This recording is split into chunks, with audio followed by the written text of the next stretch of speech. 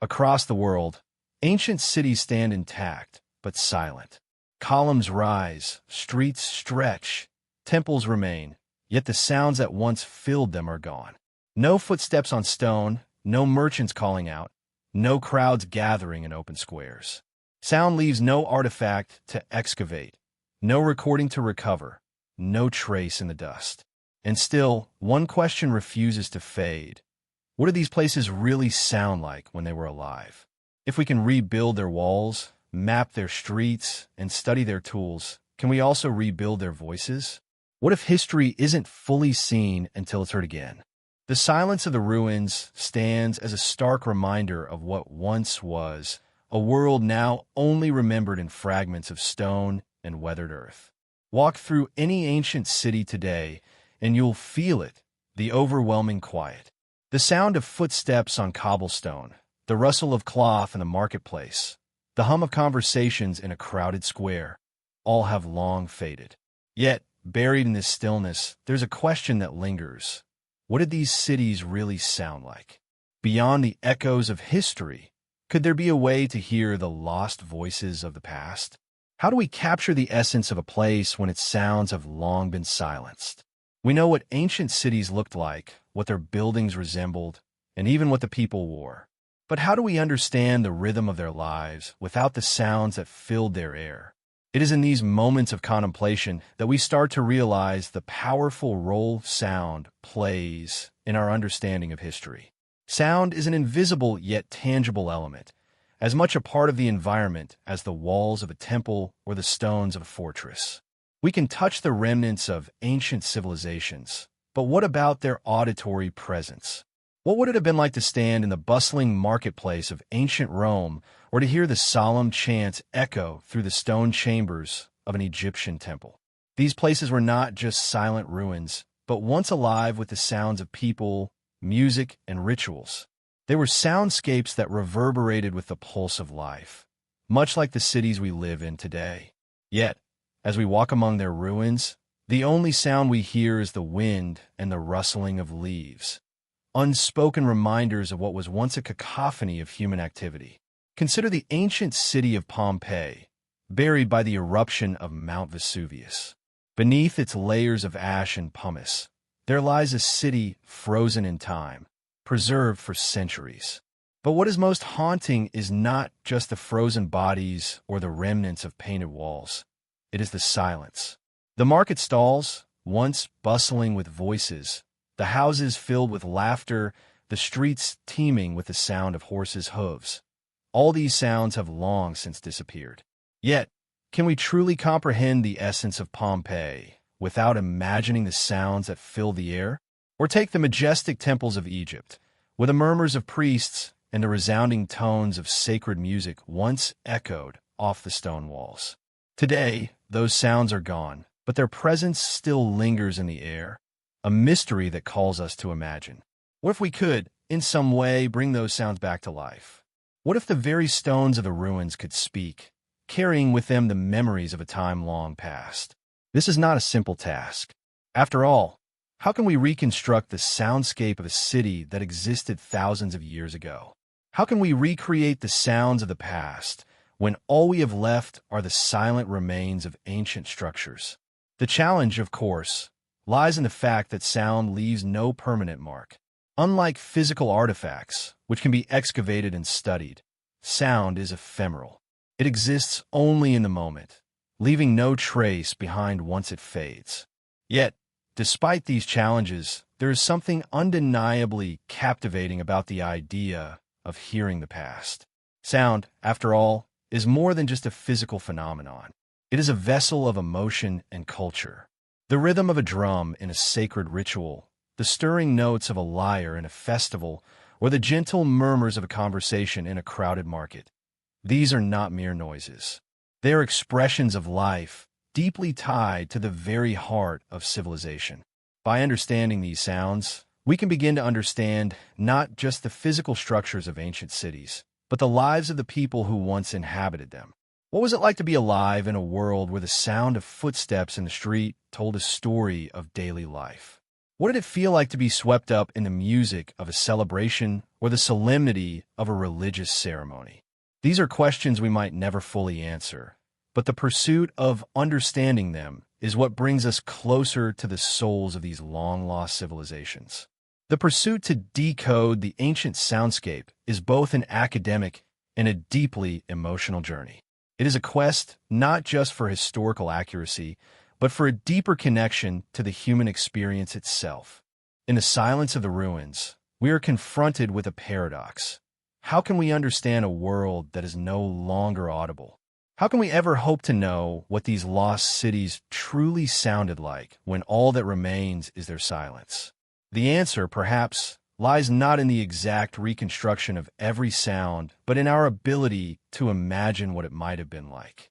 After all, sound is not merely a technical phenomenon. It is also a deeply human one. It connects us across time and space, allowing us to reach out to the past in ways that go beyond what we can see or touch. In some ways, the search for ancient sound is a journey of rediscovery. It is an exploration of the senses, where we move beyond the visual and attempt to reconnect with the world as our ancestors once experienced it. When we listen to the sounds of a city, whether it's the gentle lapping of water against the banks of an ancient river or the thunderous roar of a chariot race, we are not just hearing noise. We are hearing the pulse of life itself. And in that pulse, we connect with something universal. The sounds of the past may be lost to us, but the emotions they stirred, the joy, the fear, the wonder, remain deeply ingrained in the fabric of human experience. Yet, despite the advancements of modern technology, we still cannot fully replicate these soundscapes. Acoustic simulations, while fascinating, are only approximations. The sounds we create today are not the exact echoes of a long-dead past. They are reconstructions based on a mix of science, history, and imagination. But that, perhaps, is what makes this pursuit so compelling. It's not just about recreating the past, but about reawakening the feelings and emotions that these sounds would have evoked. Even if we can never hear the exact tones of an ancient temple bell or the call of a lost marketplace, the process of trying to hear them brings us closer to understanding the lives of those who came before us. The ancient soundscapes we seek to decode are more than just curiosities of history. They are keys to unlocking the emotional and cultural depths of ancient civilizations. Sound is an essential part of the human experience, and through it, we can better understand the beliefs, fears, and hopes of our ancestors. The challenge is immense, but the rewards are profound. For in trying to hear the lost sounds of the past, we are not merely reconstructing a soundscape. We are reconnecting with the souls of those who lived, loved, and dreamed in a world that is now only remembered in whispers of silence. As we step deeper into the mystery of lost soundscapes, it becomes evident that the cities of the past were alive not only with the sight of towering structures and intricate art, but with the very pulse of sound.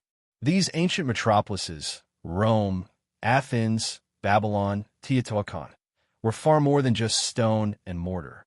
They were symphonies of human life, vibrating with the noises of daily existence. The sound of the market square in Athens, with its clatter of goods and chatter of merchants, would have created a rhythm as distinct as the ebb and flow of the tides. The call of priests at dawn in Egypt would echo across the vast temples, amplified by the sound engineering that made these sacred spaces resonate with divine power. And yet, today, what do we hear when we visit these ancient sites? The silence is almost deafening, a void where once the bustle of human activity resounded. But what if the silence itself holds a secret? What if within this void, there exists a doorway to understanding, a key to unlocking the lost auditory experiences of these cities? The notion of sound as a historical artifact may seem abstract at first. Unlike pottery shards, coins, or paintings, sound doesn't leave behind tangible remnants. There are no physical traces we can hold in our hands, no visible relics that can point us back to the sounds that once filled the air. And yet, sound is a fundamental part of the human experience. It is as much a part of the fabric of life, as the physical structures that remain for us to study. The rhythms of life in ancient cities were shaped by the environment, the social order, and the technologies of the time. From the roar of gladiators fighting in the Colosseum to the chants of worshippers in the temples of Mesopotamia, every sound played a part in defining the essence of these cities. Imagine, for a moment, standing in the heart of the Roman Forum, where emperors and senators once debated the fate of the empire. The sound of voices would have filled the air, echoing off the columns and steps, a cacophony of political discourse that shaped the world as we know it. But what was the quality of that sound? Was it crisp and clear, like the sound of a modern speech delivered through a microphone? Or was it more like the soft murmur of a crowd, carried by the wind, creating a hum of energy that permeated the space? Perhaps there was a mix of both, a contrast between the sharp words of powerful men and the background noise of the people, a subtle reminder that even in the halls of power, the voice of the public could never be fully silenced. In ancient Greece, the theaters were built with sound in mind.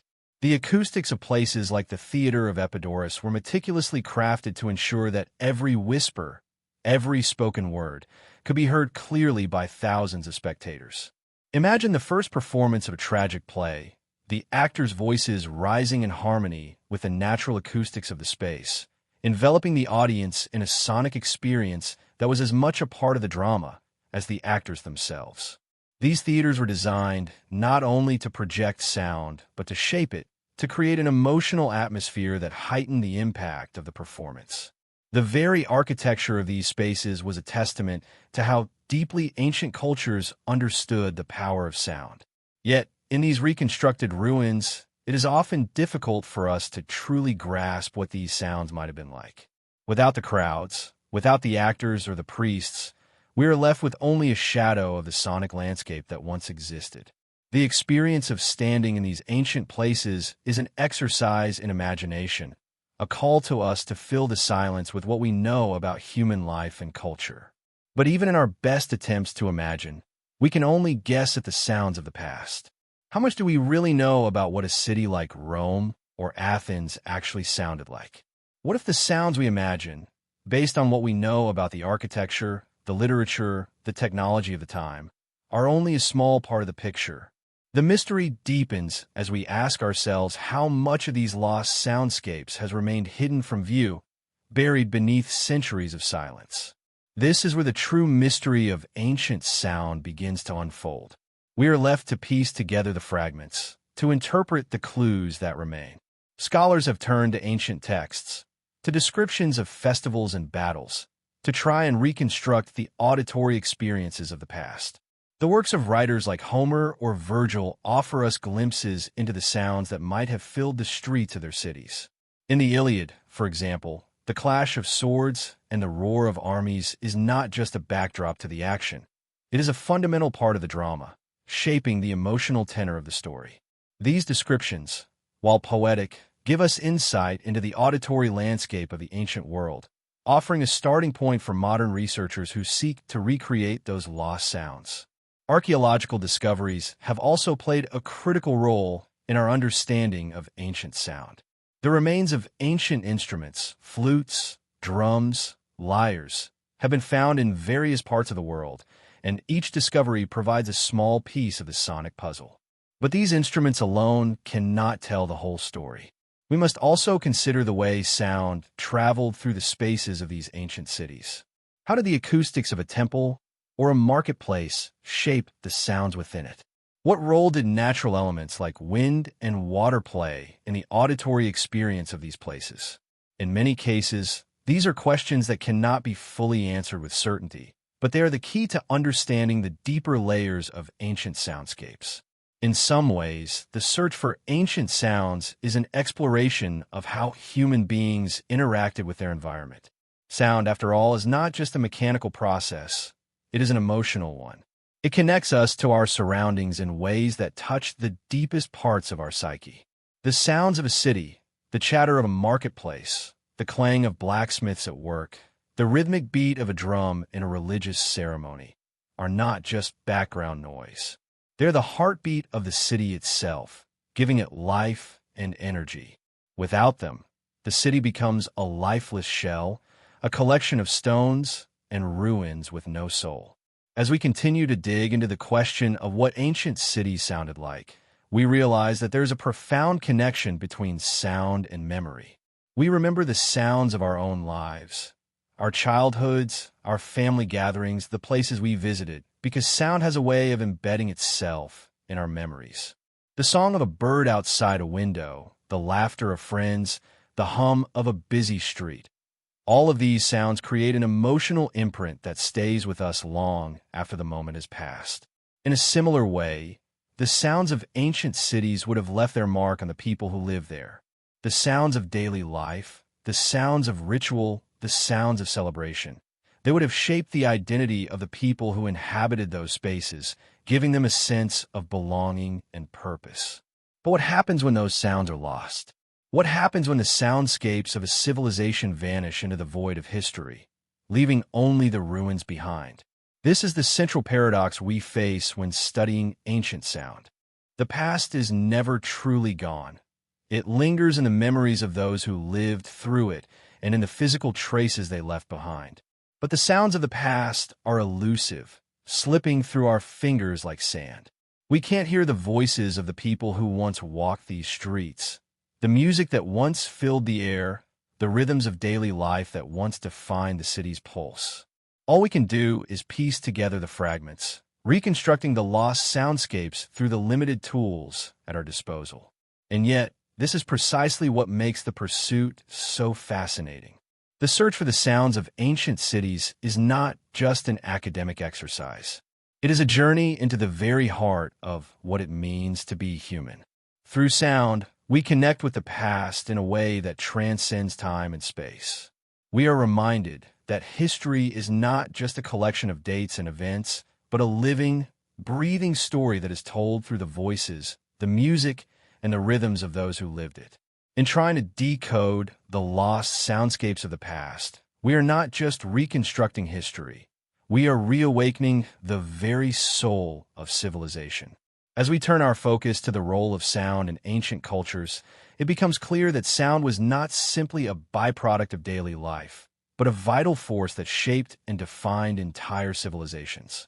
In ancient Egypt, Greece, Rome, and Mesopotamia, sound wasn't just heard, it was experienced, revered, and woven into the very fabric of spiritual and social life. Temples, theaters, marketplaces, and even private homes were carefully designed with sound in mind, because in these societies, sound had the power to transcend mere noise and carry profound spiritual, political, and emotional significance.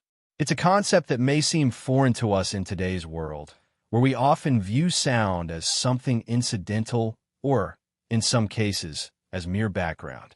But in the ancient world, sound was understood as a powerful conduit for human experience, shaping beliefs, rituals, and the collective memory of civilization. Take, for example, the sacred temples of ancient Egypt. These were not just places for worship or pilgrimage, but spaces where the very acoustics were designed to invoke a sense of the divine.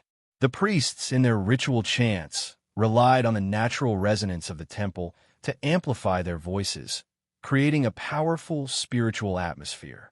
Imagine standing in one of these massive stone structures, hearing the chants reverberate against the walls, feeling the vibrations of each syllable move through the air. It wasn't just the words of the priests that filled the space. It was the sound itself, carefully crafted to transcend the earthly realm and connect with the gods. These temples were built with acoustics in mind, their vast halls designed to carry the voice, making the very structure of the space an integral part of the religious experience. The sounds in these sacred spaces would have been woven into the fabric of Egyptian spirituality, elevating the physical act of worship into something profoundly mystical. In ancient Greece, the concept of sound was similarly sacred, but it also had a strong connection to performance and intellectual exchange. Greek theaters, such as the famous theater of Epidaurus, were architectural marvels built not only for visual grandeur, but for the precise manipulation of sound. The ancient Greeks, who understood the emotional power of sound, crafted their theaters so that every spoken word Every note of a flute, every sound from the orchestra could be heard clearly by thousands of spectators. These theaters weren't just places for entertainment. They were places of profound cultural and intellectual exchange. The sound of a tragedy or a comedy was designed not just to entertain, but to educate, to provoke thought, and to stir emotions that would connect the audience to the deepest questions of life, existence, and morality. The acoustics of these theaters were so advanced that a whisper could be heard from the furthest seats in the back, highlighting the careful attention paid to sound design. The ancient Greeks understood that sound had the ability to touch the hearts and minds of individuals in ways that were impossible through sight alone. For them, the sounds of their plays were not mere words or music. They were integral to the very essence of the experience. Similarly, in ancient Rome, sound was a tool of power. The architecture of Roman cities was designed not just for practicality, but for spectacle and control. The Colosseum, for example, wasn't just a place for gladiatorial combat. It was a space where sound played a critical role in amplifying the drama and intensity of the events.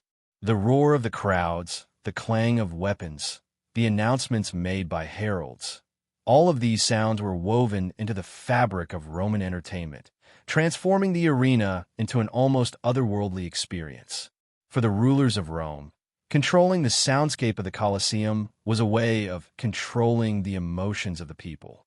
The sounds of victory and defeat, the cries of the gladiators, and the collective cheers of the crowd were all part of the Roman imperial spectacle, designed to reinforce the power and grandeur of the empire. It was not just the events themselves that mattered, but the sound that accompanied them, as it was through sound that the Roman elite could convey messages of strength, dominance, and order to the masses. In Mesopotamia, the ancient Sumerians, Babylonians, and Assyrians also understood the spiritual and political significance of sound. In the grand ziggurats of Sumer and Babylon, priests would have invoked the gods through prayers and chants that echoed through the sacred halls. The sound of their voices would have been amplified by the architectural design of these structures, turning the act of worship into a powerful, communal experience. The very design of these ziggurats, with their stepped terraces, was meant to evoke the ascent to the heavens, and the sounds that emanated from them were part of this symbolic journey. In Babylon, for instance, the sound of sacred music would have been central to the religious festivals, enhancing the feeling of transcendence and reinforcing the divine presence in the hearts of the worshippers. These sounds weren't just background noise. They were an essential part of the sacred space, a means of connecting the earthly to the divine. Yet, despite the widespread understanding of the power of sound, much of what we know about ancient soundscapes comes from fragments, both literal and metaphorical. The sounds of ancient cities, temples, and marketplaces cannot be fully reconstructed, no matter how much we study ancient texts, artifacts, and structures. The instruments that have been uncovered, the writings that describe musical performances or public speeches, provide us with important clues, but they are not the sounds themselves. The challenge lies in translating these clues into an actual auditory experience. How can we hear the sounds of the past when they were never meant to be recorded, only experienced in the moment? How can we recreate the acoustics of a vast Roman amphitheater, the murmur of the crowd, or the solemn tones of a religious chant, when all that remains are stone remnants and written descriptions? There are, however, some fascinating glimpses into ancient sound that scholars have uncovered through careful study of ancient instruments. Archaeologists have unearthed flutes, drums, lyres, and other musical instruments, many of which were used in sacred rituals or public performances. These instruments, although they may no longer play their original tunes, offer us a window into the sonic world of the past. By studying these artifacts, researchers have been able to recreate certain sounds and even play the music that would have been heard in ancient rituals, giving us a taste of what those sounds might have been like. Instruments like the Greek lyre, the Babylonian harp, or the Egyptian sistrum hold the key to unlocking some of the lost sounds of the ancient world. But even these reconstructions are incomplete. The true experience of sound in ancient times was not just about the instruments themselves. It was about how they interacted with the environment, how the acoustics of a space shaped the sound, and how the sound resonated with the people who heard it. Recreating this is a far more elusive task. And yet, even though we may never fully reconstruct the sounds of ancient cities, the search for them remains a powerful journey. Through acoustic research, digital simulations, and even experimental archaeology, scholars are slowly piecing together the puzzle of ancient sound. Some researchers are creating models of ancient spaces, using modern technology to simulate how sound would have traveled through these spaces. For example, in ancient theaters like Epidaurus, researchers can now use computer models to simulate the acoustics of the space, allowing them to understand how sound would have behaved in such a venue. These simulations help us imagine the experience of being in those places, giving us a sense of how the sounds of ancient performances would have filled the air, enveloping the audience in a shared auditory experience. In some ways, the search for ancient sound is not just about recreating the past, but about understanding the emotional and spiritual role that sound played in these cultures. The sounds of the past were deeply intertwined with the rituals, the politics, and the social fabric of ancient societies. They were not simply heard. They were felt, experienced, and woven into the lives of those who lived in these cities. In this sense, the soundscape of an ancient city was as much a part of its identity as its architecture, its people, or its history. The mystery of ancient sound is not just about discovering what these sounds were. It's about understanding how it shaped the lives of the people who heard them and how they continue to shape our understanding of the past. Through this exploration, we are reminded that sound is not just a sensory experience. It is a cultural and emotional experience, deeply tied to our collective memory. The sounds of ancient civilizations echo in our imaginations, calling us to connect with the past in ways that go beyond the visual. The quest to decode ancient soundscapes is a journey into the heart of human experience itself, revealing how the ancient world was not just seen but heard. The Roman Forum, once the heartbeat of the mighty Roman Empire, is an evocative reminder of a world that existed in a distant past, a time when power was not only demonstrated through the architecture of vast temples and grand structures, but through the soundscapes that filled the air. Today, when we visit the Forum, we stand amidst the remains of its once towering columns and crumbling steps.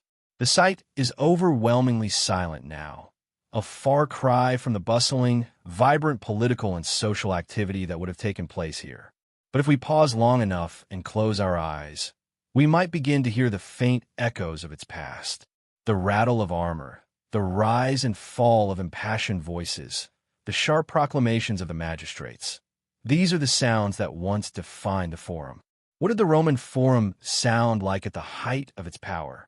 To truly understand the impact of this iconic space, we must try to step beyond the silence of the present and imagine the sensory landscape that filled the air so long ago. Rome was a city built on the art of spectacle, and the Forum was its epicenter. It was the stage for everything from political speeches to judicial proceedings, from public announcements to grand ceremonies. The sheer volume of voices and sounds that would have emanated from this space was staggering. The Forum was not just a place for the elite or for politicians. It was the physical manifestation of Rome's power, a place where the voice of the people met the voice of the empire. Imagine being in the midst of that overwhelming cacophony. The voice of the orator, amplified by the natural acoustics of the open space, would ring out with a powerful clarity, commanding the attention of thousands of citizens gathered to witness important decisions. A momentous speech from a consul or emperor would have reverberated through the stone walls, filling the air with the promise of grandeur and the weight of political authority. Yet, the sound of the Forum were not solely those of the powerful. The voices of the common people, the clamor of the marketplace, the calls of street vendors, and the murmurs of bystanders would also have filled the air. In the Forum, the sense of division between the ruling class and the plebeians was sharply marked, but through sound, the separation became blurred. The call of the marketplace and the discourse of politicians were woven into the same tapestry. What is fascinating about this auditory environment is how it mirrors the complexity of Roman society itself. A society built on both division and integration, on the grand gestures of the elite and the hum of everyday life. As the echoes of political speeches reverberated against the marble columns, the sound of daily commerce would have formed a counterpoint, providing a sensory reminder that even in the center of power, life carried on in all its forms. The acoustics of the forum were not left to chance. They were designed to enhance the power of the spoken word. This is particularly evident in the structures that surrounded the area, including the Senate House, the rostra, and the temples.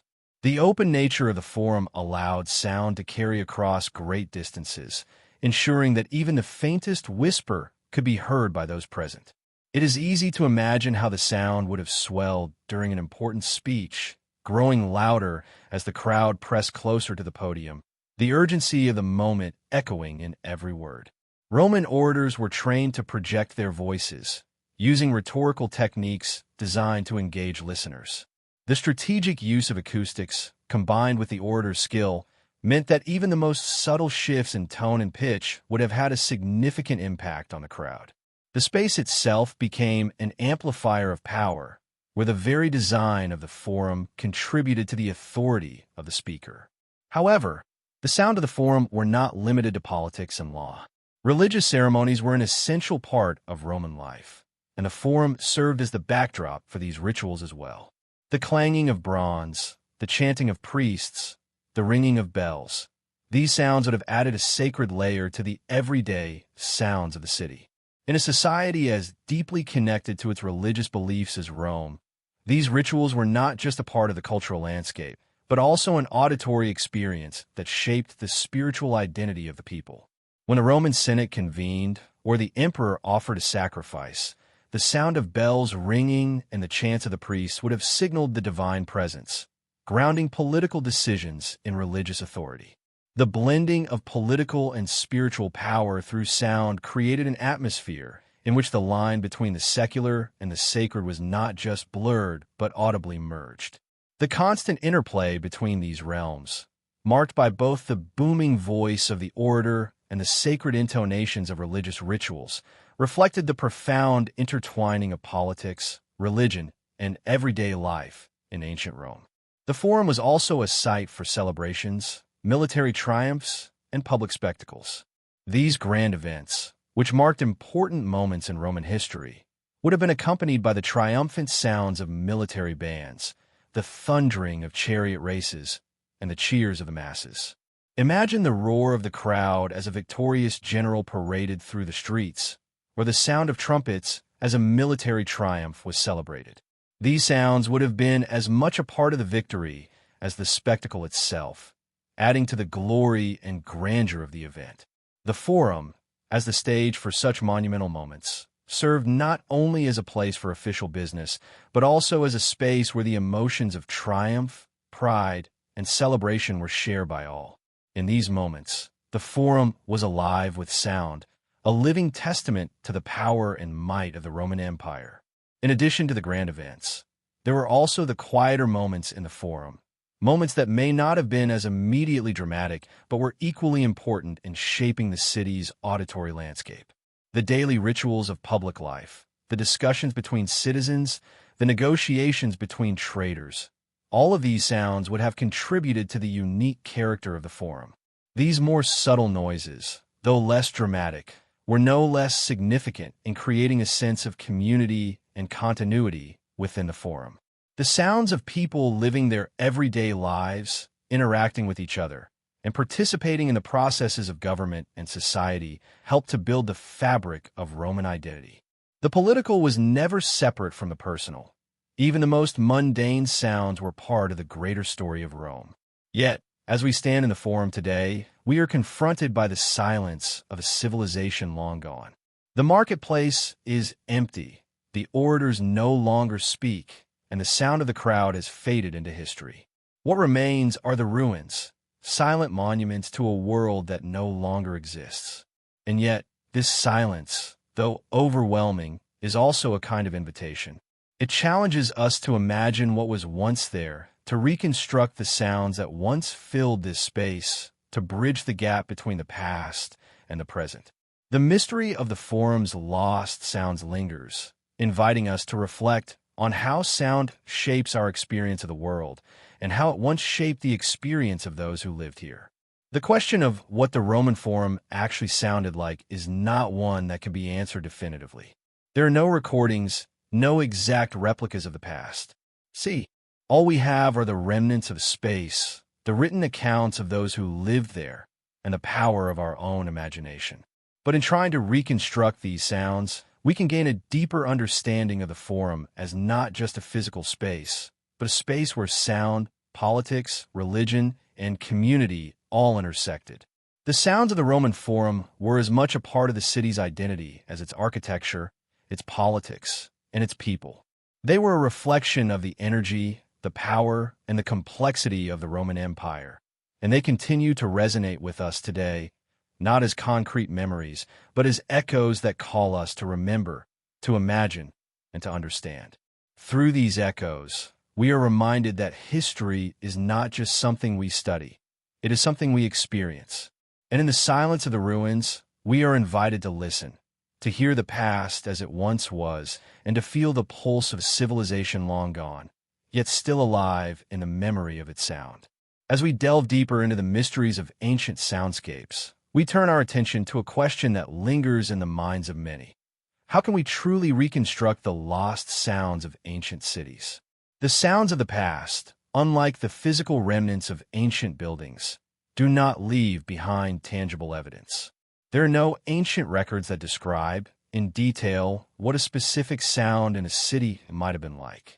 The cacophony of voices in the Roman Forum, the rhythms of the Egyptian priests chanting in the temples, the ringing of bells and Babylonian ziggurats.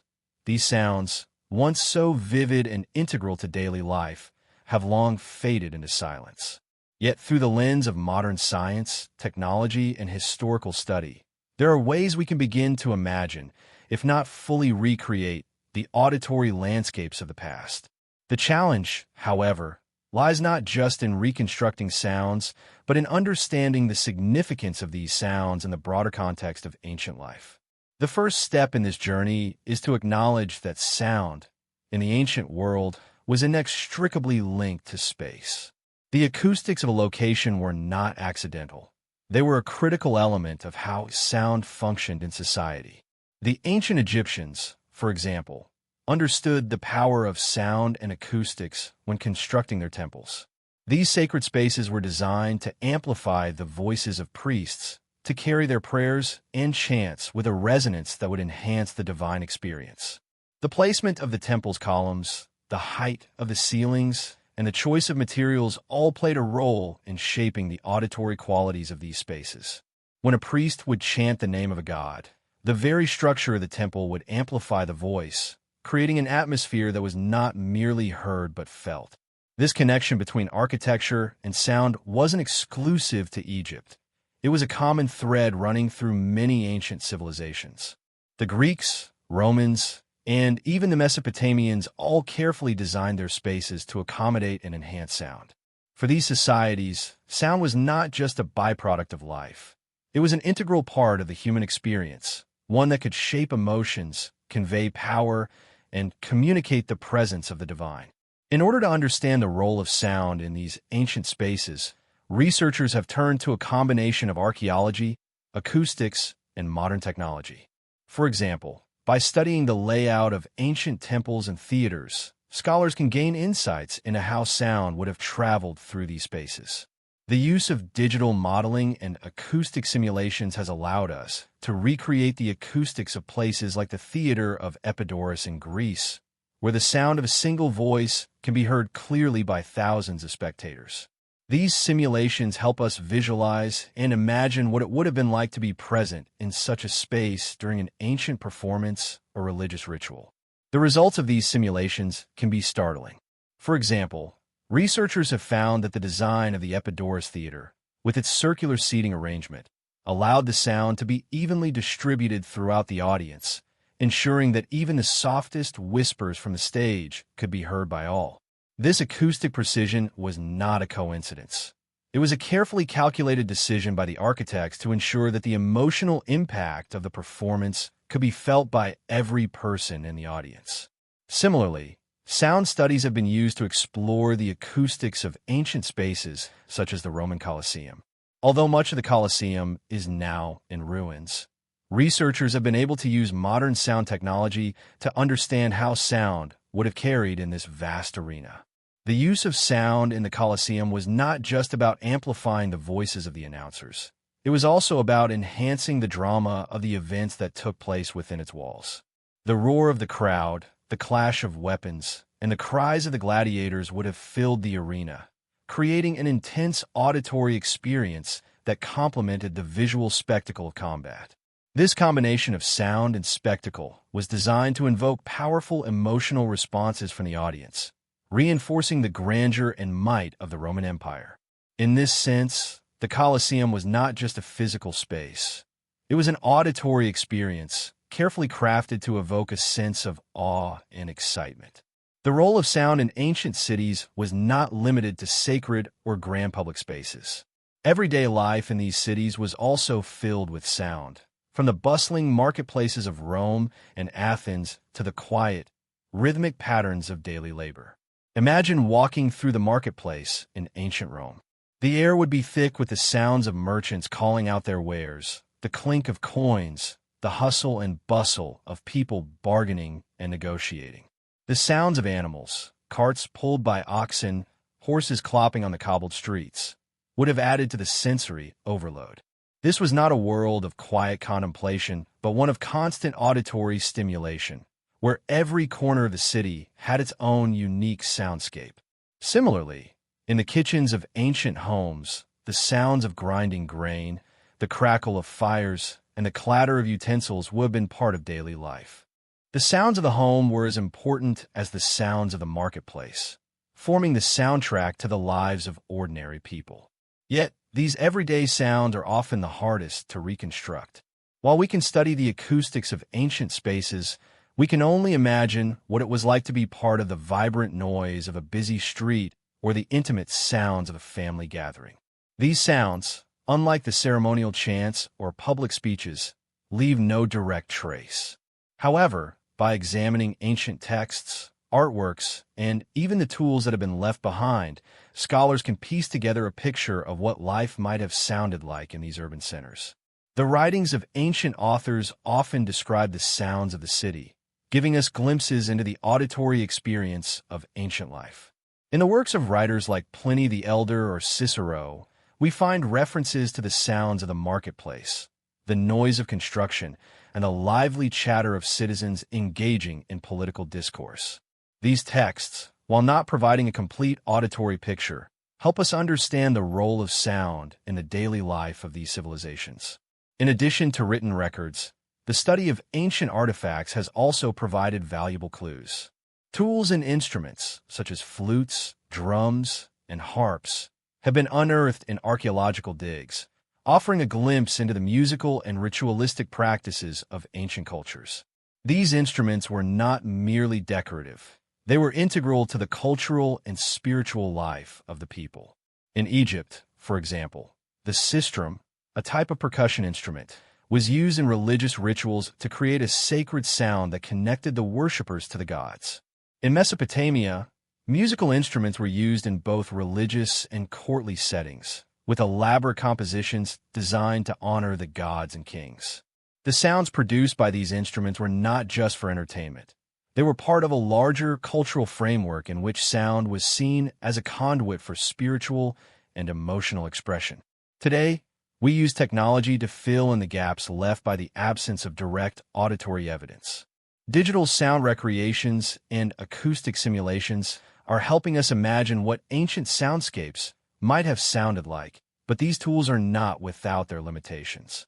They can provide us with an approximation, but they cannot fully recreate the depth and richness of the auditory experience.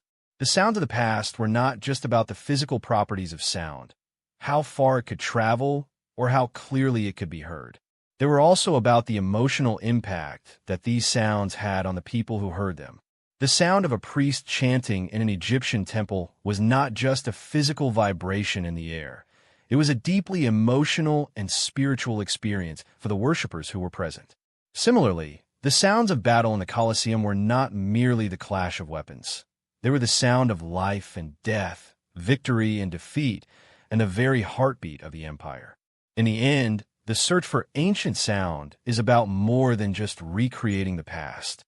It is about understanding how sound shaped the lives of the people who lived in these cities, and how the sounds of the past continue to resonate with us today.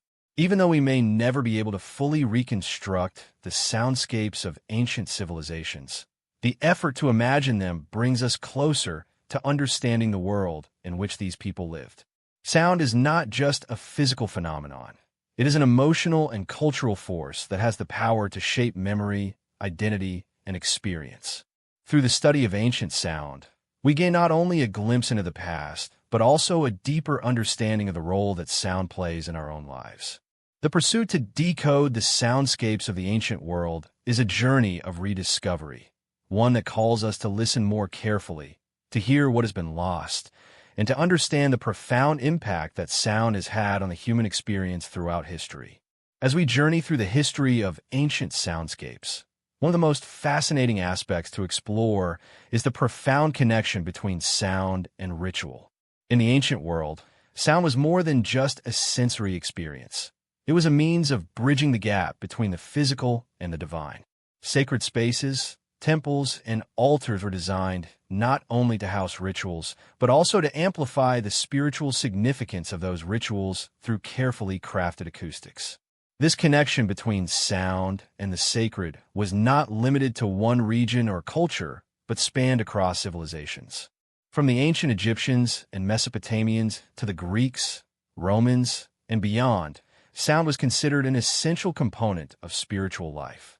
It wasn't just the words spoken by priests or the prayers offered to gods that mattered. It was how those words were delivered, amplified, and heard that gave them power. In Egypt, for instance, the temples were more than just places of worship. They were carefully constructed sound machines. Temples were designed with acoustics in mind, ensuring that the voices of priests chanting sacred hymns and invocations would resonate in a way that amplified their spiritual significance. Imagine standing in the vastness of the Temple of Karnak. The priest's voice, once carried by the echoes of the stone walls, would have reverberated across the temple's expansive halls, surrounding worshippers with a sense of the divine. The sounds, amplified by the architectural design of the space, were not only a means of communicating with the gods, they were a way of creating a tangible experience of the divine presence. These sounds weren't just audible, they were felt, vibrating in the bones and hearts of those who were present. The acoustics of the temple enhanced the sense that what was happening within those walls was sacred, a direct connection between the earthly and the celestial. Similarly, in ancient Mesopotamia, the ziggurats, the step temples of Sumer, Babylon, and Assyria, were designed not only as physical structures, but as conduits for sound. The very shape of the ziggurats, with their ascending layers, was symbolic of the journey from the earthly to the divine. But the design also had practical implications for how sound was transmitted. As priests ascended the steps of the ziggurat, their chants and prayers would have echoed off the walls, growing louder as they neared the top. The sound itself, amplified by the architecture, would have heightened the sense of sacredness, allowing those below to feel connected to the ritual happening above. It is easy to imagine that the sound of a priest's prayer reaching its crescendo at the top of the ziggurat would have been heard not just as a voice, but as a powerful message, a direct communication with the gods. In ancient Greece, the use of sound in sacred rituals was similarly profound, though it took on a more theatrical dimension. The ancient Greeks were masters of creating environments where sound and space came together to produce a heightened emotional and spiritual experience. The theaters they built were not only designed for performance, but also for ritual. The Theater of Dionysus in Athens, for instance, was dedicated to the god of wine, fertility, and ritual madness, Dionysus. The acoustics of this space were meticulously designed so that even the softest whisper could be heard by the furthest spectator. The role of sound in these performances was crucial. It wasn't just the words of the actors that mattered. It was how those words were delivered, how the music was played, and how the soundscape of the performance enveloped the audience. The chorus, chanting and singing hymns to Dionysus, would have resonated through the entire theater, creating an immersive experience that was not only visual but auditory, pulling the audience into the realm of the divine. These performances were not just entertainment. They were ritualistic acts that used sound to invoke the presence of the gods, to connect the audience to the mysteries of the universe, and to evoke deep emotional responses. Roman soundscapes, particularly in the context of religious rituals, were equally intricate. The temples and public spaces of Rome were designed to reinforce the power and presence of the gods through sound. Like the Greeks, the Romans understood that the architecture of sacred spaces could amplify the emotional and spiritual impact of a ceremony. The sounds of religious rituals, the chanting of priests, the ringing of bells, the clashing of cymbals, were not merely background noise. They were essential to the experience of the sacred. In the great temples of Rome, sound was used to invoke divine presence, much in the same way that light and space were employed. The sound of the sacrificial rites, the hymns, and the prayers offered to the gods were meant to resonate not only with the human audience, but with the divine world. This blending of human and divine through sound was a cornerstone of Roman religious life, reinforcing the idea that the gods were not distant, abstract beings, but were present and active in the everyday lives of the people. In these ancient cultures, sound wasn't just a tool for communication. It was a means of creating and shaping the very atmosphere of the sacred. The careful orchestration of sound in these religious rituals wasn't just for dramatic effect. It was believed to have the power to shape the spiritual world, to communicate with the divine, and to alter the flow of time itself. In Egypt, the sounds of the priest's chants were believed to carry the power of the gods themselves, each note infused with divine energy. In Mesopotamia, the rise and fall of the sound of the priest's voices on the ziggurats, steps, marked the ascent to the heavens, a symbolic journey from the earth to the gods. In Greece and Rome, the use of sound in public rituals and religious performances was designed to create a sense of shared experience, a communal connection to the divine through the collective power of sound. The significance of sound in these rituals also extended to the idea of memory. In ancient cultures, sound was not just something that was experienced in the present. It was something that could carry the weight of history. The sounds of ancient rituals were deeply tied to the cultural and religious memory of a civilization. The priests, the performers, the musicians, they were not just participants in the ritual. They were the keepers of sound, the ones entrusted with preserving the auditory heritage of their people. The rituals, the hymns, and the chants were passed down from generation to generation, ensuring that the sounds of the divine were never forgotten. Through these sounds, the ancient world preserved its history, its beliefs, and its connection to the gods. These rituals were not just acts of worship. They were acts of cultural preservation, safeguarding the sounds that defined the identity of a civilization. In this way, sound became a medium of continuity, linking the present to the past and the future. The very act of performing a ritual, of chanting a prayer, or playing a sacred instrument was a way of participating in something far larger than oneself, something that had existed for centuries before and would continue long after. Sound, in this context, was a bridge across time, a way of connecting the past with the present and the present with the future. It is no wonder, then, that ancient cultures placed such a high value on the preservation of sound in their rituals. It was through sound that they could reach back into their history, honoring the gods and ancestors who had come before them, and look forward into the future, passing on their traditions to the generations that would follow.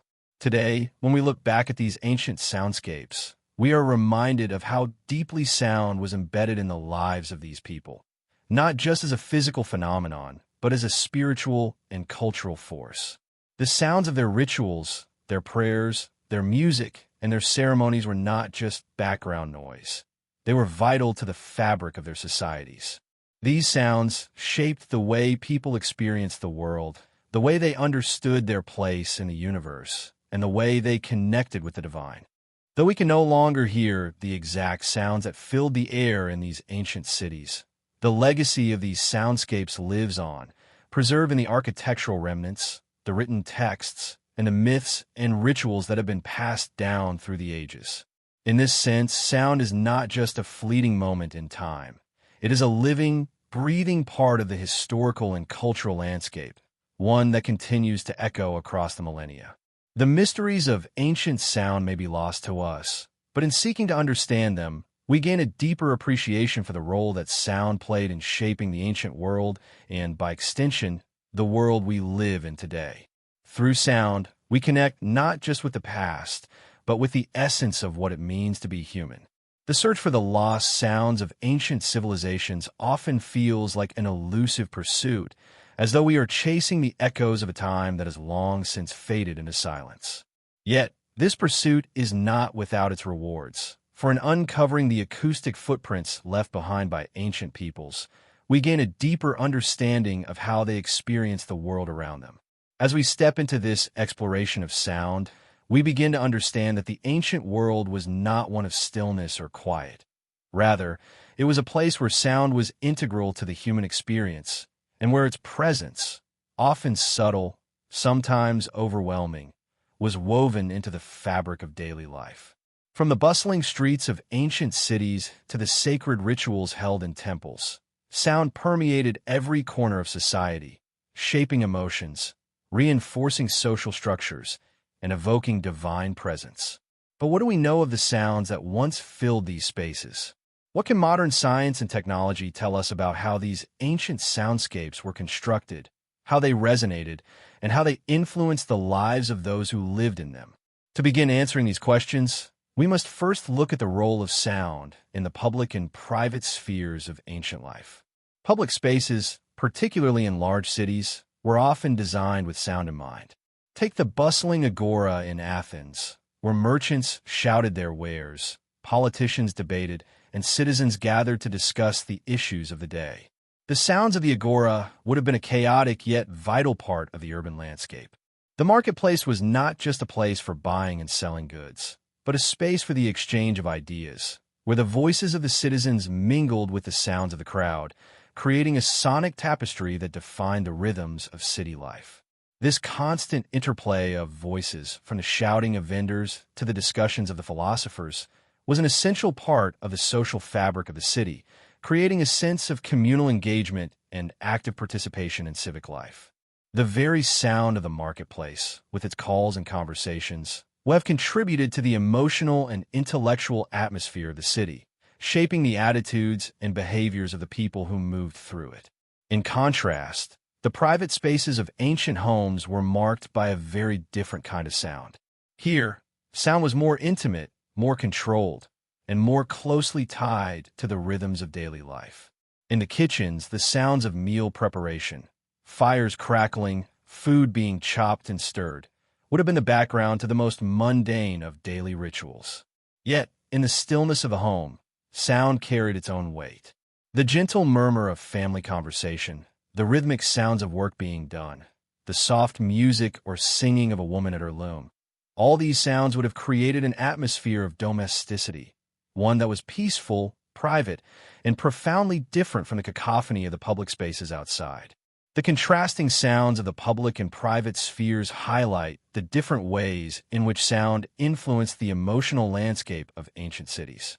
While public spaces were filled with the noise of communal activity and civic engagement, private homes were places of quiet reflection, of familial bonds, and of personal rituals. Each space had its own sonic identity, one that spoke to the nature of the activity taking place within it.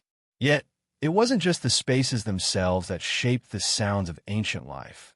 It was also the rituals and practices that took place within these spaces. In the sacred temples of Egypt, Mesopotamia, and Greece, for instance, sound played an essential role in creating a spiritual atmosphere that could bridge the human and divine realms. These temples were not just places of worship. They were spaces where sound was used to invoke the presence of the gods, to mark the passage of time, and to communicate the sacred.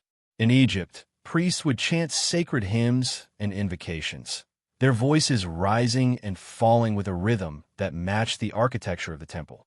The vast stone halls of the temples were designed to amplify these sounds, creating an atmosphere that was both reverent and awe-inspiring.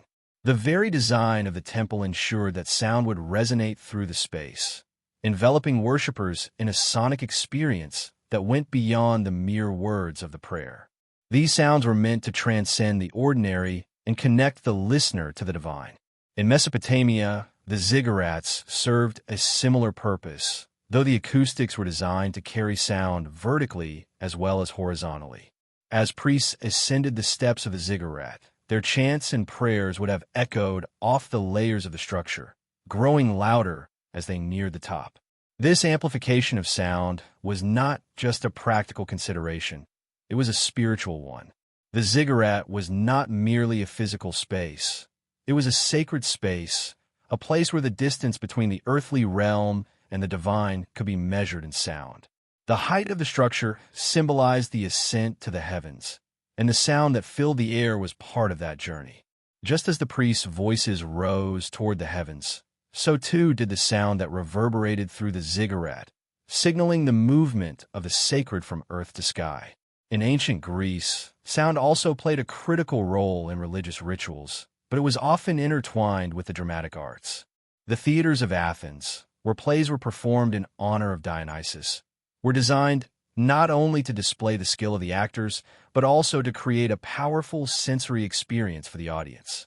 The acoustics of the theater were carefully crafted to ensure that every word spoken on stage could be heard clearly by the thousands of spectators seated in the open-air amphitheater. The use of sound in these performances went beyond the spoken word. It extended to the chorus, whose songs and chants were integral to the ritualistic aspect of the performance. These sounds, amplified by the natural acoustics of the space, would have filled the air, surrounding the audience with a sonic atmosphere that was both immersive and emotionally charged.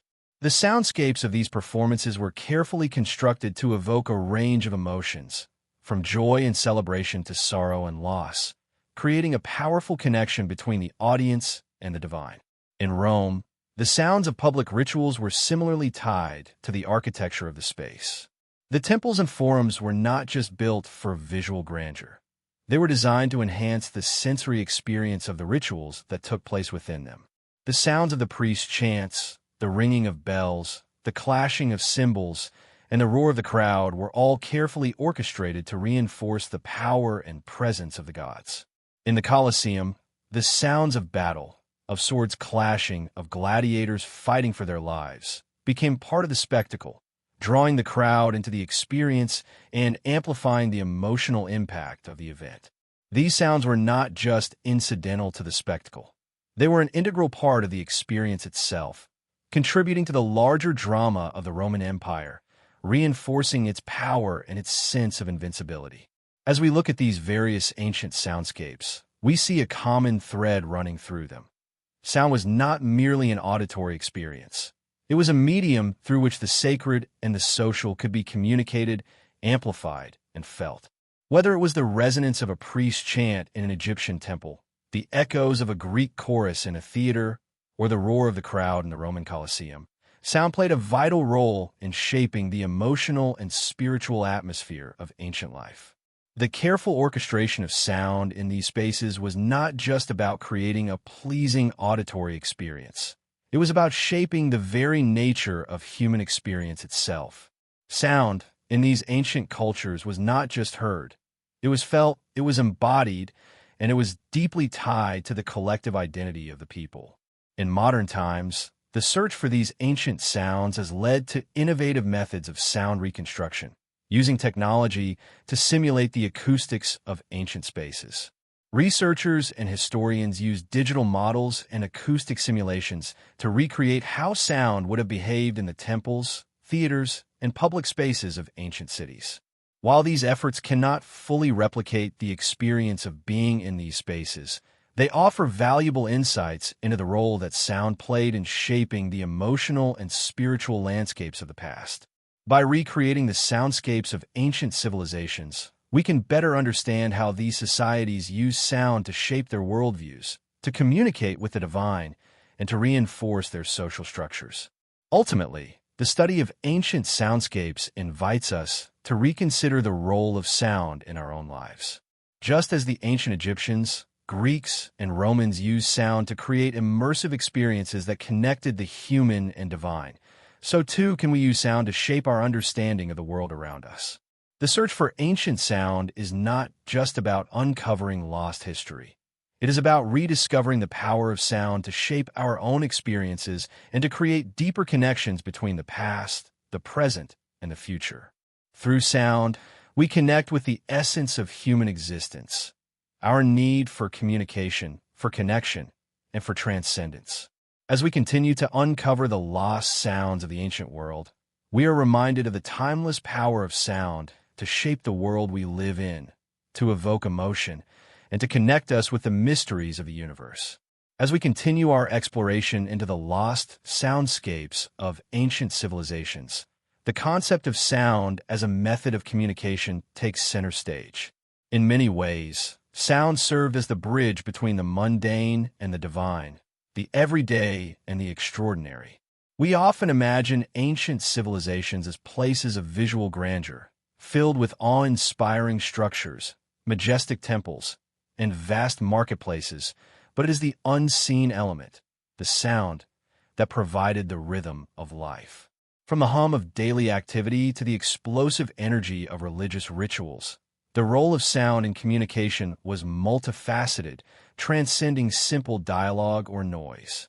Whether in the form of public addresses, military commands, or sacred invocations, sound was the lifeblood of interaction. The voice, amplified through the acoustics of carefully constructed spaces, allowed messages to be not just heard but experienced. For the ancient Romans, Greeks, and Egyptians, sound was the tool through which power, authority, and spirituality were expressed, with each culture using sound in unique ways to shape the world they inhabited. Take, for instance, the Roman Empire. The Roman Forum, the heart of the empire's political life, was not just a place of stone and marble. It was a place where sound acted as a tool of influence. When an emperor or consul spoke in the forum, their voice had to resonate with power and authority. The design of public spaces like the forum was intentionally crafted to carry sound, ensuring that the speeches and announcements of leaders were heard clearly by the masses. But sound, in this case, was not just a means of communication. It was also a method of control. The Romans understood that the way something was heard could influence how it was perceived. The voice of an emperor speaking in the forum carried weight because it was heard clearly, amplified by the structure of the space itself. The use of sound in these public spaces was deliberate, a way of ensuring that the voice of power would echo across the empire, filling the public consciousness with the might of Rome. The role of sound in communication was not confined to the political sphere. In religious rituals, sound played an even more profound role. For the ancient Egyptians, the ritualistic sounds that filled the air in their temples were part of a sacred language that connected the earthly realm with the divine.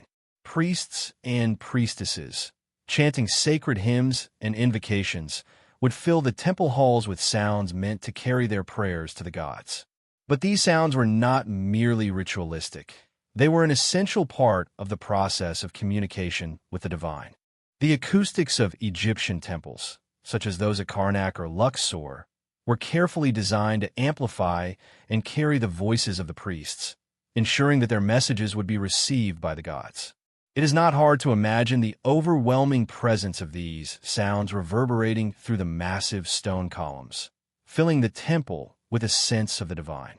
These sacred sounds, amplified by the architecture of the temples, made the very air seem charged with energy, creating a space where communication with the gods was not just a theoretical concept, but a tangible experience. Similarly, in Mesopotamia, the ziggurats were designed to amplify the sounds of religious rituals. The massive, step structures were built to elevate the worshippers and their prayers closer to the heavens, but they were also designed to enhance the sound of chants and prayers as they rose higher up the ziggurats' layers.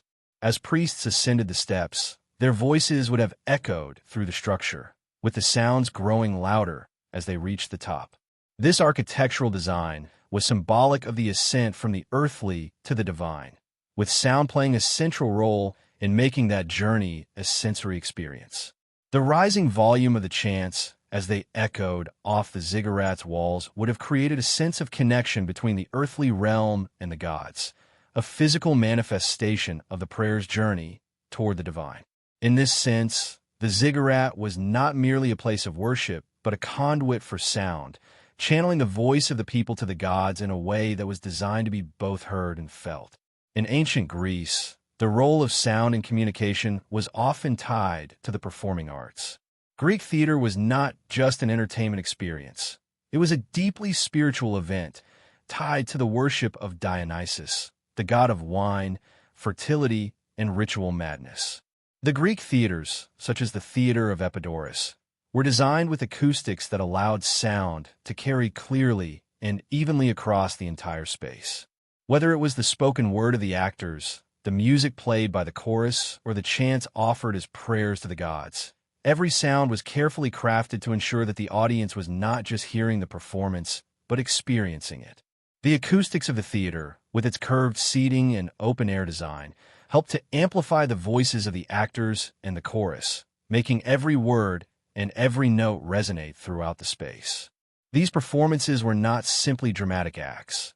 They were moments of communication between the human and divine, using sound as the medium through which that connection could be made. The use of sound in communication in ancient Rome, however, was not just confined to religious or theatrical spaces. The power of sound was also a tool for military communication, particularly during times of war. Roman military camps, for example, were designed with sound in mind. The trumpets and horns used by the Roman army were not merely signals. They were tools of psychological warfare. The sound of a trumpet blast could signal the start of an attack, the rallying of troops, or a retreat.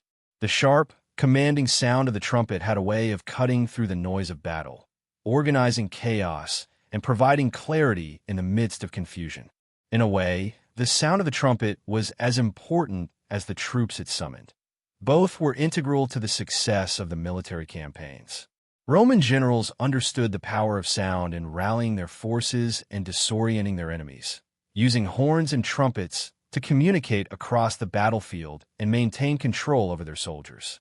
The Roman army was also highly organized in its use of sound to communicate with different units during battle. Each legionnaire was trained to respond to specific sounds, from the calls of the centurion to the blasts of the horns. These sounds were not only important for practical reasons, but were also deeply tied to the psychological strategies of warfare. The loud, commanding sound of the Roman military could intimidate enemies, reinforcing the sense of Roman superiority and strength. The psychological impact of sound was well understood by the Romans, who used it to instill fear, confidence, and a sense of order in their forces. The manipulation of sound in these contexts was as critical as the manipulation of space and strategy, creating a comprehensive approach to warfare that utilized every available resource, including the most basic and elemental tool, sound. In all these instances, we see how sound was more than just an auditory experience. It was a force that shaped the emotional and psychological landscape of ancient life. Whether in the temples of Egypt, the theaters of Greece, the forums of Rome, or the battlefields of ancient wars, sound was a tool used to communicate messages, to create a sense of shared experience, and to connect individuals with the divine or the collective. Sound acted as a bridge, linking the people with their gods, their leaders, their fellow citizens, and even their enemies. It was through sound that emotions were amplified, spirits were lifted, and power was asserted. The role of sound in these ancient societies reveals its profound influence on the way people understood and interacted with the world around them. Today, as we attempt to reconstruct these ancient soundscapes through technology, we realize just how much we have lost. Digital simulations, acoustic models, and archaeological studies are helping us to hear the past in new ways. But there is an inescapable truth. We can never fully replicate the experience of being present in those spaces. The atmosphere of sound, the collective response to it, the way it reverberated through the physical spaces of ancient cities. All these elements are lost to us. Yet, in our search for these sounds, we are reminded of how deeply sound shaped the ancient world. The ancient civilizations did not just build structures. They built experiences that were meant to be felt as much as they were heard. Sound in all its forms was an essential part of their world, a world in which communication was more than just the transmission of information, but the creation of a shared sensory experience that defined their very existence. Through sound, they expressed their power, their spirituality, their emotions, and their identity. And in our search to recover those lost sounds, we are reminded of the deep, irreplaceable connection between sound and the human experience. As we continue our exploration into the acoustic landscapes of ancient civilizations, it becomes clear that sound was more than just an element of daily life or ritual. It was a crucial part of the collective identity that shaped these societies. Ancient cities were not merely collections of buildings and streets. They were vibrant, sensory environments where sound played a central role in organizing both the social and spiritual order. It is easy to imagine the ancient world as one filled with visual beauty, massive stone structures, intricate carvings, and towering monuments. But the true experience of these cities was far more complex. The soundscapes of ancient civilizations, from the whispers in sacred temples to the booming cries of market vendors, were what brought these cities to life. Sound was the invisible thread that wove together the fabric of society, connecting people to their leaders, their gods, and each other. In ancient Rome, for example, the very streets were designed to guide the flow of sound. The Forum, a place where public meetings, political speeches, and trials took place, was not just a square filled with people. It was a carefully constructed soundstage where the voice of power could be heard clearly and with authority. The architectural layout of the Forum, its open spaces, towering columns, and expansive public areas, was designed to amplify the sounds of speeches and proclamations. The acoustics of the space were crucial for ensuring that the words of the emperor or senator could reach the ears of the citizens, reinforcing the power structures of the empire. In such a space, the voice of a leader wasn't simply heard, it was experienced. The reverberation of a powerful speech in the open air could create a sense of unity among those listening, making them feel as though they were part of something larger than themselves, something grand and profound. In this way, sound was not just a means of communication. It was a way of reinforcing the authority and presence of the Roman Empire. However, sound wasn't confined to the public spaces of Rome or other ancient cities.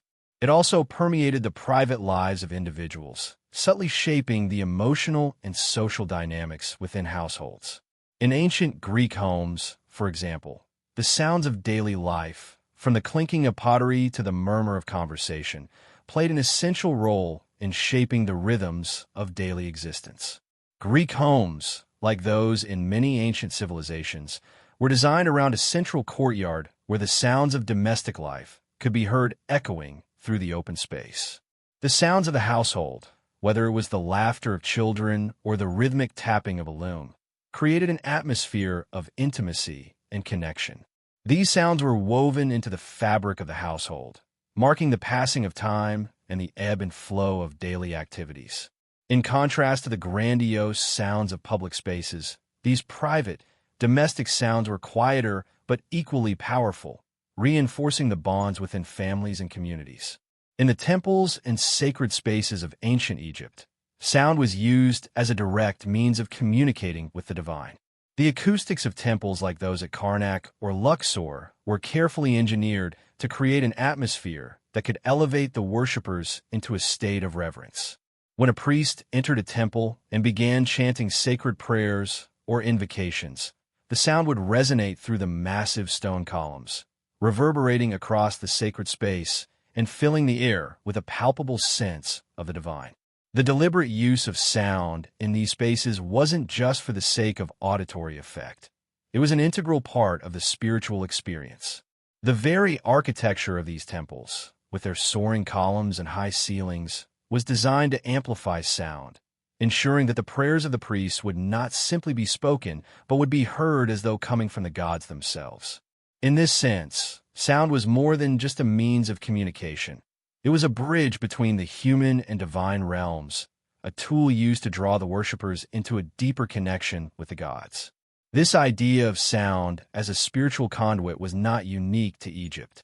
In ancient Mesopotamia, the ziggurats served a similar purpose, channeling the voices of priests and worshippers toward the heavens.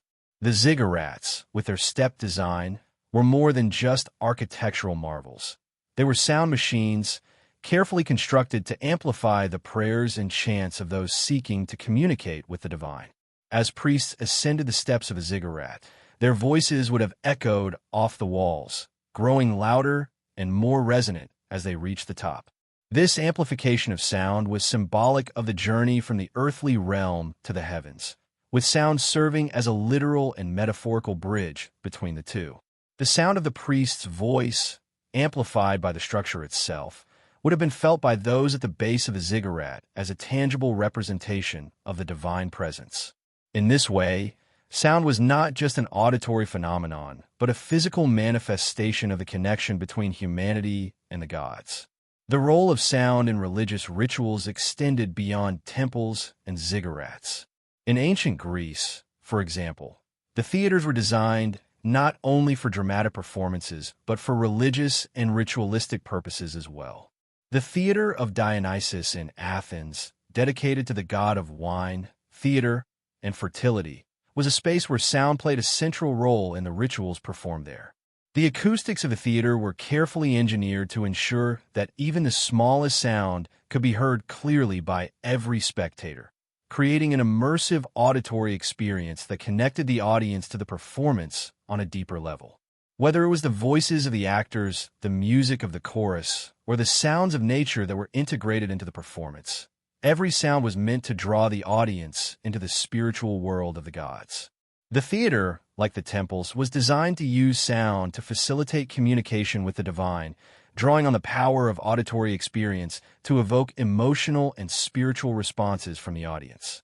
In Rome, the use of sound in public and private spaces also played a crucial role in shaping the social dynamics of the empire. The grand spectacles held in the Colosseum, for instance, were not only visual performances, they were auditory ones as well. The sounds of battle, the roar of the crowd, and the ceremonial music all combined to create an atmosphere that was both thrilling and terrifying. These sounds were meant to evoke a powerful emotional response from the audience, reinforcing the grandeur and power of the Roman Empire. The acoustics of the Colosseum, with its circular design and open air, ensured that the sounds of the arena would be heard clearly by every spectator, regardless of where they were seated. This use of sound in public spectacles was not just for entertainment. It was a tool of social control, a way of maintaining order and unity in the face of the violence and chaos unfolding before the audience. The roar of the crowd, the clash of swords, and the trumpet calls all served to create a shared experience among the spectators, one that reinforced their place within the Roman social order. The significance of sound in shaping the emotional and spiritual landscape of ancient civilizations is clear. Whether it was in the grand public spaces of Rome or the intimate domestic settings of Greece, sound was an essential part of the human experience. It shaped the way people interacted with their leaders, with their gods, and with each other. The ancient world was not a silent place. It was a place where sound filled the air, creating an environment that was rich with meaning and emotion. The sounds of daily life, from the hum of market stalls to the whispers of priests, were woven into the very fabric of society, shaping the social and spiritual order of these ancient civilizations. As we attempt to reconstruct these ancient soundscapes using modern technology, we are confronted with the limitations of our efforts. While digital models and acoustic simulations offer us glimpses into the past, they cannot fully replicate the experience of being immersed in those soundscapes. The emotional resonance of these sounds, the way they filled the air and shaped the collective experience of the people, is something that cannot be captured in a digital simulation. Yet, the pursuit of understanding these ancient soundscapes is not in vain. By studying the architecture, artifacts, and writings of these ancient civilizations, we can begin to piece together a picture of what life may have sounded like in these cities. And in doing so, we gain a deeper understanding of how sound shaped not only the ancient world, but the way we experience our own world today. In many ways, the sounds of the past offer us a powerful reminder of the role that sound plays in our own lives. Just as the ancients used sound to connect with the divine, to communicate power, and to shape their social order, so too do we use sound to define our experiences. Whether it's the voice of a leader speaking over a microphone, the music played at a concert, or the sound of a conversation between friends, sound remains a vital part of our human experience. As we listen to the sounds of the ancient world, we are reminded of the timeless power of sound to connect us to the world around us, to communicate meaning, and to shape our shared experiences. Through sound, we not only connect with the past, but with the very essence of what it means to be human. As we delve deeper into the sensory landscapes of ancient sound, we are led to examine the role of sound in the context of memory, tradition, and preservation. In every society, sound plays a unique part in the transmission of culture, history, and collective identity. Unlike the visual images of monuments or the written records of historical events, sound, by its very nature, is fleeting, elusive, intangible, and yet profoundly powerful. While written records and visual monuments preserve information about the past, it is the sounds of civilization, the chants, the music, the daily noises, that capture the essence of lived experience, embedding themselves into the social consciousness in ways that can be far more immediate and personal. Ancient cultures understood this implicitly. They knew that sound was not merely an ephemeral occurrence. It was a means of anchoring people to the sacred, to their communities, and to their collective memory.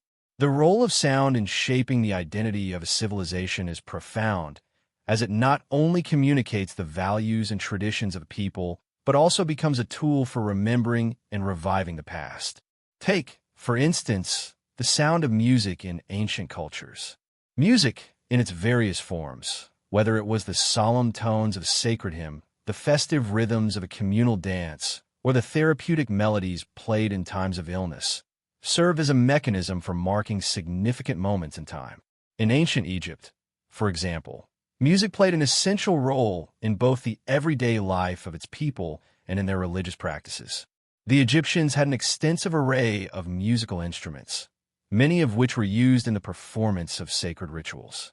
Harps, flutes, and percussion instruments would accompany prayers and ceremonies, creating an atmosphere that transcended the mundane and lifted the spirit toward the divine. These sounds were not just incidental to the rituals, they were integral to the experience. The vibrations of the music, the rhythmic patterns, and the melodic progressions would have had a tangible effect on the worshippers, bringing them into a deeper state of awareness and connection with the gods. Music, then, was not merely entertainment. It was a tool of memory, of tradition, and of spiritual connection, preserving the religious beliefs and cultural practices of the people across generations. In the ancient Greek world, the role of sound in memory and tradition was equally important. The Greeks, like the Egyptians, understood that sound could communicate the timeless essence of their culture. The Greek word musik, from which the modern term music is derived, encompassed not just the idea of musical sound, but also the broader sense of harmony and order in the cosmos. Music, song, and poetry were inextricably linked, and they played a vital role in the preservation of history, mythology, and cultural values. The epic poems of Homer, such as the Iliad and the Odyssey, were originally transmitted orally, sung by bards who traveled from village to village, recounting the stories of heroes, gods, and battles. The act of reciting these tales was not just a form of storytelling. It was a means of preserving the collective memory of the Greeks. The rhythm and melody of the bards' voices helped to anchor the stories in the minds of their audiences, making them easier to remember and pass down through the generations. In this way, sound became a living archive of cultural memory, a means of keeping the past alive in the present. The importance of sound in preserving history and tradition extended to the public sphere as well. In Athens, the agora, or marketplace, was not only the center of commerce and social life, but also a hub for political discourse and civic engagement. The sounds of debate, the impassioned speeches of politicians, and the lively conversations of the people were all part of the fabric of Athenian democracy. These sounds were not simply the noise of a busy marketplace. They were the very sounds of civic life, reflecting the values of democracy, citizenship, and participation. The echoes of these conversations would have lingered in the minds of those who heard them, shaping their understanding of the world around them and reinforcing the importance of active participation in public life. These sounds were part of the oral traditions of Athens, passed down through generations and preserved in the collective memory of the city. Through the spoken word, the values of the city were communicated, and the voices of the people became a testament to the enduring legacy of Athenian democracy. In ancient Rome, the role of sound in preserving culture was similarly profound. Roman society was built around the principles of order, discipline, and civic duty, and sound played an important role in reinforcing these values. The sounds of Roman life, from the calls of the market vendors to the speeches of orators in the forum, were not merely incidental but carefully orchestrated to reinforce the social and political structures of the empire. The use of sound in Roman public life was especially evident in the rituals of the military, where the sound of trumpets, horns, and drums were used to communicate commands and direct the movements of troops. These sounds were not only functional but also symbolic, reinforcing the power of the Roman army and its ability to maintain order. In this way, sound was a tool for social control, a means of instilling discipline and unity within the ranks of the Roman legions and within the empire as a whole. In addition to its role in civic and military life, sound also played an essential part in the preservation of memory in the religious sphere. The temples of Rome, like those of Greece and Egypt, were designed to amplify sound, creating an atmosphere of reverence and awe. The sounds of the priesthood, the chants, and the prayers filled these sacred spaces, reinforcing the connection between the human and divine. In Roman religion, the rituals were meant to maintain the favor of the gods, and sound played a vital role in ensuring that these rituals were properly performed. The reverberations of sacred words and music within the temple walls helped to preserve the religious practices of Rome, passed down through generations. Through sound, the memory of the gods was kept alive, and the rituals of worship were preserved as a central part of Roman life. This idea of sound as a vehicle for memory and preservation was not confined to the ancient world. In fact, many of the cultural practices that we take for granted today, such as oral storytelling, music, and even the use of sound in rituals, are direct descendants of ancient traditions.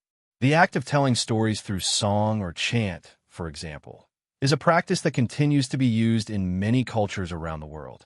In the same way that the Greeks and Romans used the spoken word to preserve their history and traditions, we too rely on sound to transmit knowledge, values, and cultural identity. Whether it's through oral traditions, modern music, or even the political speeches and public addresses of today, sound remains a fundamental part of how we communicate, remember, and connect with our history.